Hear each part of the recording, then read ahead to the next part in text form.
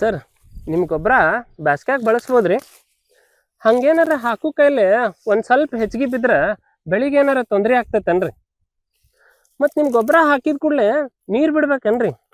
ಇವೇನು ಗೊತ್ತನ್ರಿ, ಬ್ಯಾಸ್ಗಿ ಕಾಲಲ್ರಿ, ಹಿಂಗಾಗಿ ದಿನ ನಮಗೆ ಬರಾಕತ್ತಿರೋಂಥ ಪ್ರಶ್ನೆಗಳು. ಈ ಪ್ರಶ್ನೆಗಳಿಗೆ ಉತ್ತರ ಕೊಡಾಕ ಹೊಳ್ಳಿ ನನ್ನ ಒಂದು 4 ಪ್ರಶ್ನೆ ಅದಾವ. ಒಂದನೇದು, ಈ ಕಾಂಪೋಸ್ಟ್ ಗೊಬ್ಬರ ನೀವು ಯಾರ ಮನ್ಯಾಗ ಮಾಡಿದ್ರ, ನಂದು ಗೊಬ್ಬರ ಬಿಟ್ಬಿಡ್ರಿ, ನೀವು ಯಾರ ಮನ್ಯಾಗ ಗೊಬ್ಬರ ಅಂತ ಹೇಳಿ ಮಾಡ್ಕೊಂಡಿದ್ರ ಆ ಕಾಂಪೋಸ್ಟ್ ಗೊಬ್ಬರನ ಹೆಚ್ಚಿಗೆ ಹಾಕಿದಾಗ ಯಾವ್ದಾರ ಬೆಳೆ ಸುಟ್ಟಿದ್ ನೋಡಿರ? ಎರಡನೇದು, ಈ ಕಾಂಪೋಸ್ಟ್ ಗೊಬ್ಬರಗಳು ಯಾವಾಗ್ಲೂ ಹಸಿ ಹಿಡಿದಿಟ್ಕೊಂಡ ಕುಂತಿರ್ತಾವಿಲ್ರಿ, ನಿಮ್ ತಿಪ್ಪಿ ಗೊಬ್ಬರ ಸಹಿತ ಹಂಗ ಹಸಿ ಹಿಡಿದು ಇಟ್ಕೊಂಡ ಕುಂದಿರ್ತೈತಂದ್ರ ಬ್ಯಾಸ್ಗ್ಯಾಗ ಬಳಸ್ಬೋದಂತೀರ ನಿಲ್ಲಂತೀರೋ? ಮೂರನೇದು, ಈ ತಿಪ್ಪಿ ಮೇಲೆ ಕಸ ಕಳೆ ಹುಲ್ಲು ಟೊಮ್ಯಾಟೊ ಗಿಡ ಇಂಥವೆಲ್ಲ ಬೆಳೆದಿದ್ದಾರೆ ನೋಡಿರೋ ಇಲ್ಲ? ತಿಪ್ಪಿದ್ರಲ್ಲ ನೋಡಾಕ, ಹಂಗಿದ್ರ ಇಲ್ಲೇ ನೋಡ್ರಿ, ನಾನು ಇಲ್ಲಿ ಕೆಳಗ ಗೊಬ್ಬರನ ಮಾಡಾಕತ್ತೇನೆ. ಇದೆಲ್ಲ ಗೊಬ್ಬರನ, ಇದ್ರ ಮೇಲೆ ಕಸ ಕಳೆ ಎಷ್ಟು ಚಂದ ಬೆಳೆದೈತಿ. ಇಂಥದ ಒಂದು ಪ್ರಯೋಗ ನಿಮ್ ಯೂರಿಯಾ ಚೀಲ್ದಾಗ ಒಂದೆರಡು ಬೀಜ ಇಟ್ಟು ನೋಡ್ರಿ, ಹುಟ್ಟತೈತನ ಅಂತ ಹೇಳಿ.